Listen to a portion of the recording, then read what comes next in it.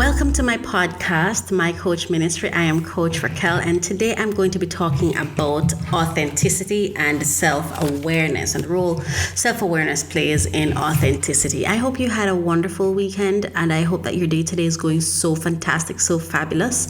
I hope you're having a fantastic time being who you are and being true to who you are. So authenticity. What's authenticity? And Lance Secretan wrote this about it. Inauthentic people are people who say one thing and do another. People who feel one thing but say another. People who think one thing but do another. Authenticity is the opposite of this. When we are authentic, we align our minds, our mouths, our hearts, and our feet. In other words, we think, say, feel, and do the same thing with complete congruence. This is how we become real. That was a mouthful.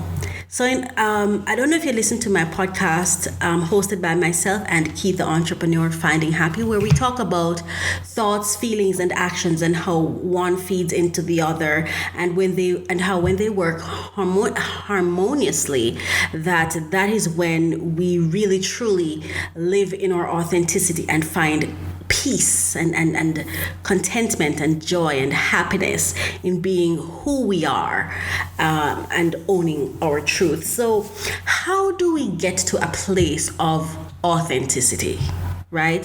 Of feeling, doing, saying everything in congruence? I believe in order to do that, we first have to understand who we are. Who am I? Who is it that I want to be? How is it I want to be? How do I want you to perceive me? When I leave the room, what do I want your thoughts to be about me?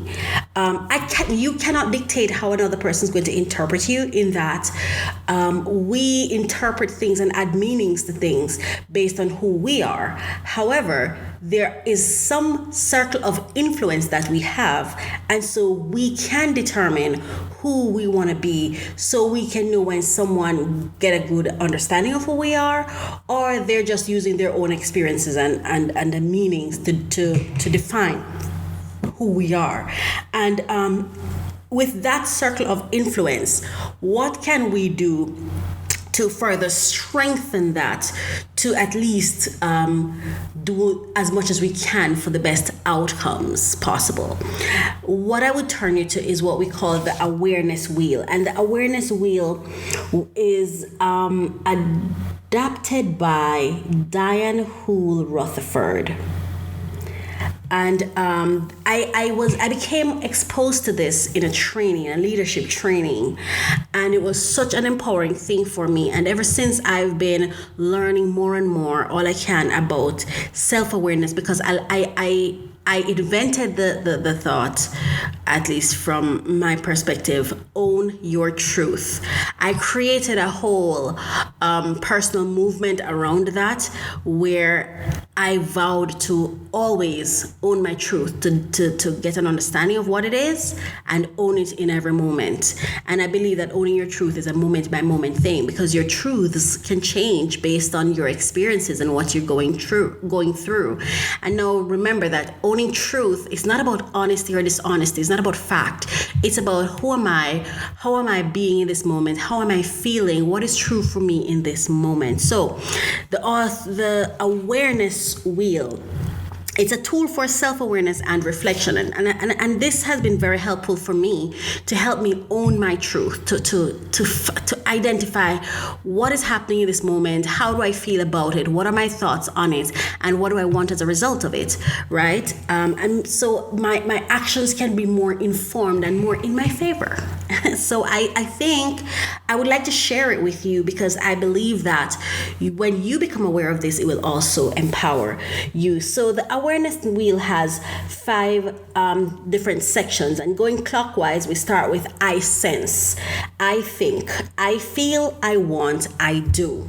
And I see this as a process of that we can go through to sometimes avoid the pitfalls and the hiccups that we find ourselves in when we go straight from hearing to doing. we haven't processed yet. It's important to process what is happening in and around you. So what does it mean that I sense? Now we have 5 senses, and ever since I was a child, I've always been curious about why 5 senses? Why not 10 or 20? There must be something significant here. 5 senses. So we know the 5 senses are sight, sound, smell, taste, and touch.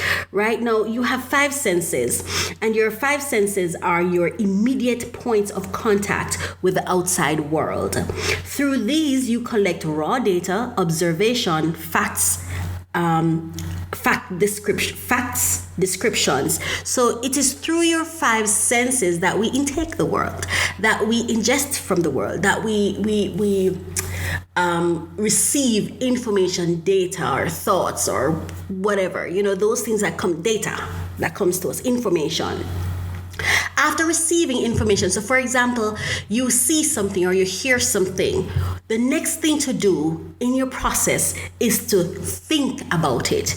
And by thinking about it, thoughts are the meanings you make out of a sensory data. So whatever it is that you received, whatever data you get from your senses, your thoughts are the meanings that you assign to those. And isn't it interesting? Because most of our meanings come from past experiences, right?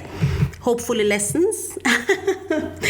It's the logical and analytical process of weighing data to reach a conclusion. Thoughts include beliefs, interpretations, conclusions, reasons, and judgments.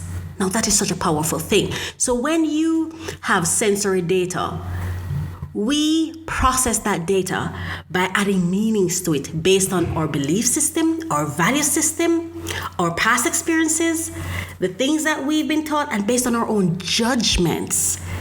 How powerful is that, right? So before something even get to a space of how you feel or what you want, you've added meanings to it based on who you are.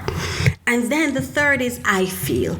Now that you've added meanings to what you hear, so you saw a bird flew up in the air and someone shot it, and then you add your own meanings to it. Now you have to ask yourself, how does this make me feel? What do I feel about this, right? So I feel is about your feelings. Your feelings are information about you at that moment, and are important in their own right. Your feelings are important. It's your feelings. That is what you feel in the moment. That's the information you're taking from your interpretations, right? They do not have to be justified, denied, or avoided. You don't have to explain how you feel. You feel how you feel because you feel that way. They are part of what is. Examples include proud, trusting, confident, frustrated, excited, angry, fascinated, disappointed, eager, bored, fearful. Whatever it is, your feelings are yours, and you have a right to your feelings. So when you're experiencing something and you have feelings, it's okay to own that feeling, because that's what owning your truth is about. Owning your truth is about, how am I feeling in this moment? What is true for me in this moment, right? The next one is, and the fourth is I want. Now that you've gathered data through your senses, you applied meanings to that data, and now you've developed a feeling. You're at a path of saying, okay, this is what this makes me feel. You now need to decipher, what do I want as a result of this, right? This is where you get a chance to now think about it. Wants are your intentions, desires, and wishes for yourself, for others, and for your relationships. As such, they reflect your core values. They are attributes you hope to be, activities you hope to do, things you wish to acquire. They can be hopes and desires of the heart. Wants are motivators. I want to be, I want to do, I want to have. So now we're at a stage of, okay, now that I understand that this is how this makes me feel, this is what I want. And at this stage, you have the power. You are in your circle of power and influence here. You can determine how you want to proceed from here. Do you want a good outcome or a negative outcome? What do you want? What's your desire now? And this is where you have to know, think about, apply your principles. Because sometimes we want things we shouldn't have. So you want to think about it before you get into action, right? So the fifth and final one is I do. The action zone. Your behavior. It includes past, present, and future actions. Actions are your behavioral output. They are the result of how you process sensory data, thoughts, feelings, and your wants. Here you make choices and commitments to do or not to do, to say or not to say. So this is where your choices come into play. And if you really go through the I sense, the I think, the I feel, and come to the I want, you find that you sometimes have more power than you think you have. So can you find and dwell in your authenticity? Yes, you can. It doesn't mean that everything is going to go your way. It means that to some degree you will have some power over what happens in your life. In that, you have the power of choice before you do or act on something. So the important thing here, I believe, is to make sure that we do not skip over the three middle steps where we sense something, we need to think about it. Understand what that means for you. Then you need to identify. I think sometimes we make some mistakes because we don't really face what we're feeling, right? And sometimes we suppress and repress our own feelings and tell ourselves, no, you shouldn't feel that way. No, that's not what I'm feeling. As though you don't have the right to feel what you feel. Your feelings doesn't have to be logical. I don't think so. It doesn't have to make sense. It just have to be true for you. And then you can decide, what do I want as a result of what I feel? And in deciding what you want, before deciding what you do, you can say, okay, I want this, but what would be in my best interest? What would be in the best interest of the people around me? And then you can make a choice that will bring about a more favorable outcome. So today I challenge you to become more self-aware and more authentic in who you are.